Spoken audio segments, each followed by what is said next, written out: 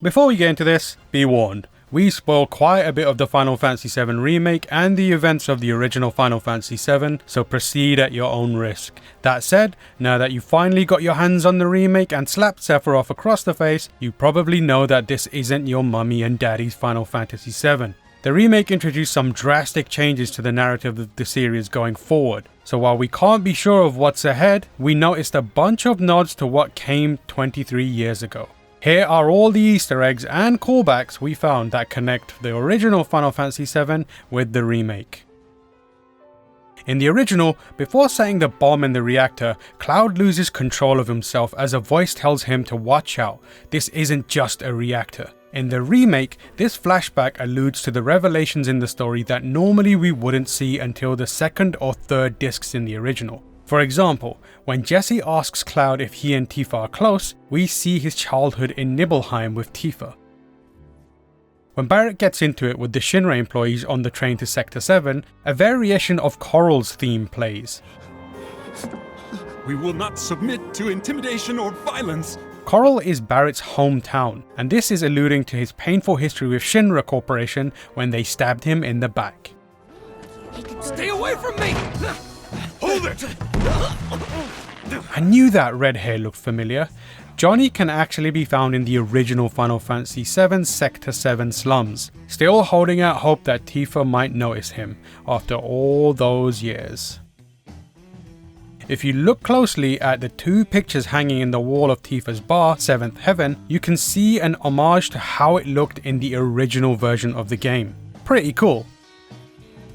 If you complete all the side missions in Chapter 3 and take on the Alone at Last quest, you're invited into Tifa's room. If you look next to her bed, you can see a pair of brown cowboy boots. These very closely resemble the boots she wore in Nibelheim 5 years earlier when she gave Cloud and Sephiroth, and somebody else I won't spoil here, a tour of Mount Nibel.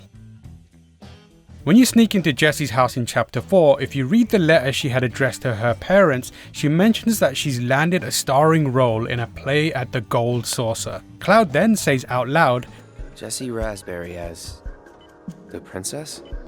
Later on, in the original, when you revisit the Gold Saucer, Cloud is forced to join the same play with Aerith, Tifa or Yuffie playing the role of the princess. The brief mechanic that has you timing your thumbstick movements with Barret and Tifa in the Sector 5 reactor is a direct nod to timing button presses during the same section in the original. Symmetry. On a similar note, sliding down the pipes is how you reach the bottom of the Sector 5 reactor in the original as well. Symmetry again. When Cloud meets Aerith in the church and she mentions the materia she keeps wrapped up in her hair, he sees a quick montage of Aerith's materia dropping to the ground right after Sephiroth kills her in the City of the Ancients, which of course is a callback to the original cutscene. It hurts every single time. Just like in the original, when you're escaping Reno and his goons in the church, you can use the environment to your advantage by dropping things on Shinra's soldiers. Cloud's bringing the rain indeed, and doing it the same all these years later. Right after escaping the Turks with Aerith in Sector 5 slums, before crossing the rooftops, she points out which direction it is to get back to Sector 7. She then asks Cloud, Shall we mosey on over? This must be a sly nod to why Cloud might have the phrase in his head when he says, "Alright everyone, let's mosey," when trying to inspire the party to take on the final boss of the game in the original. Like the timed button press minigames, many of these simple gameplay moments were brought back in some form from the original. Another can be found when Elmira asks Cloud to sneak out of Aerith's house late at night without telling her. In the original, if you move faster than walking speed, Aerith will catch you. In the remake, however, it's if you knock over some furniture. You jerk! There's an item shop in Wall Market that if you attempt to use, fires a machine gun at you. You may have thought, is this Final Fantasy's version of "it's just a prank bro"? But actually it's taken directly from the original, machine gun and all. Die-hard fans may also know that if you return to this item shop in Disc 2, you can get Tifa's ultimate weapon. I guess we'll find out someday if they end up fixing the wiring in the remake. Any character that completes a round in the Colosseum will pull off a victory pose modelled after the animations they were given for winning a fight in the original. Cloud, for example, spins his sword in the air, Tifa stretches, Barret cheers, and Aerith dusts down her dress. Very cool. While the Hell House was certainly one of the weirder random encounters in the original, it somehow makes sense that it's here now as a frontline boss fight all these years later. I mean, everyone in the Sector 5 slums would love a house, so naturally the apex predator of the area might evolve to look like a median income household to drag in aspiring tenants, right? Makes perfect sense. Did you know that the side missions you complete during the War Market section in Chapter 9 are directly modelled after the steps you had to go through to get an outfit for Cloud in the original? In order to dress up as a woman the first time around, you had to convince the clothing store owner's drunk father to make Cloud a dress, and you had to compete against the weightlifters in a squat competition to get a wig. Aerith, on the other hand, just grabbed the dress off a shelf. Easy peasy. During the confrontation with Don Corneo, when at one time Cloud, Tifa and Aerith all discuss perturbing threats of the penile nature, each of their lines are actually taken from the original. The threats hit as hard today as they did then. In the train graveyard, the Ghoul is an all-new boss, but much like the Hell House, Eligor is another minor enemy encounter from the original that's gotten the full boss fight treatment. I don't know about you, but I thought it was pretty cool. Leading up to the collapse of the Sector 7 plate when Tifa is fighting her way up the tower, Reno from his gunship lines up a shot at Tifa with the minigun. At the last minute, Rude swerves the helicopter off balance and Reno misses. Why is that, you might ask? Because as it's revealed during the Gongaga section in the original, Rude's been crushing hard on Tifa. During the Sector 7 plate collapse cutscene, they briefly show Cat Sith up in the Shinra building, looking devastated. Reeve, controlling him from afar, was too late in stopping the Turks from carrying out their mission.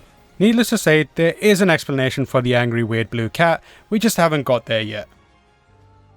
In the original, depending on how you treated and responded to certain characters, you would wind up on a date with either Barret, Tifa, Aerith or Yuffie at the Gold Saucer. While you don't visit the Gold Saucer quite yet in the remake, the spirit of that magical night lives on, as depending on how you treat Aerith and Tifa, you're treated to a midnight rendezvous with one of them, or even Barret. The first time we visited Aerith's garden, we were pretty upset that they didn't include the cover material from the original hiding in the bottom right corner of a flower patch. However, later on in the game, you can find a pink materia orb in the same place it was in the original. Pretty rad. A brand new character to the series, Leslie initially warns Cloud, Aerith and Tifa of the danger that comes with interacting with Don Corneo. Eventually, it's revealed that he, possibly, lost his fiancée in the same way years before that, and since then has dedicated his life to ending the Dons. In the original, the next time in the story you see Don Corneo is if you decide to visit Wutai. Is that when we'll next see Leslie? Stay tuned, kids! When ascending up the collapsed Sector 7 plate in the remake, the final boss of this section is against the Valkyrie, a flying machine with dual machine guns and a drill for a butt. In the original, you only fight this machine in the second half of the boss fight against the Arsenal. Though it appears out of order, we're glad they brought it back in some form. Just like in the original, you can either sneak into the upper levels of Shinra HQ by taking the stairs, or, per Barret's advice, by going in gun arms blazing. Too bad you don't find an elixir halfway up the original though. The elevator path also stops at a couple of floors for battles just like in the original. During the guided tour of Shinra's history, Barret makes a comment about never trusting Shinra while looking at his gun arm. During Shinra's attack on Coral, Barret is shot in the hand while trying to save Dyne, which leads to him getting the gun arm replacement. In the 3D visualizer scene during the Shinra tour, when the narrator is describing the Ancients, you see a snippet of what could very well be the City of Ancients, resembling the seashell-like design of the original. Another really nice little touch. When you meet Red 13, Tifa asks him what his real name is and he puts his head down, ashamed he's become so far removed from his life of old. Cloud changes the subject, but if they hadn't quickly moved on, he might have revealed that his given name from his hometown in Cosmo Canyon was Nanaki. Enjoy being called Red for the rest of the game, you goof. Yet another enemy found in a random battle has been given a makeover. What was once an enemy that could be taken out with a couple of bolts, the Swordipede now requires all 5 party members to bring down. It's a pretty bombastic boss fight though. Gotta love it. In the original game, after rescuing Aerith, you're captured by Reno and Rude as you attempt to escape Shinra HQ via the elevator. You're then placed into jail cells. To progress the story, you have to one at a time select conversations with Aerith, Tifa, Red 13 and Barret. While you don't get captured this time around, you are placed into a room where Aerith grew up, and she shares a similar story about her knowledge of the ancients. It's very much a nod to the original scene. To make it through Hojo's research laboratory, the Drum, you have to make use of communication machines scattered about with the name PHS written on them. These allow you to take control between Cloud and Barret in one section of the lab and Aerith and Tifa in another. In the original, you use the PHS device to swap your party members in and out at save points. Just like the original, Rufus fights Cloud with his faithful companion, Darkstar. He also exits the fight by grabbing onto a passing helicopter with one hand. Classic Rufus, am I right?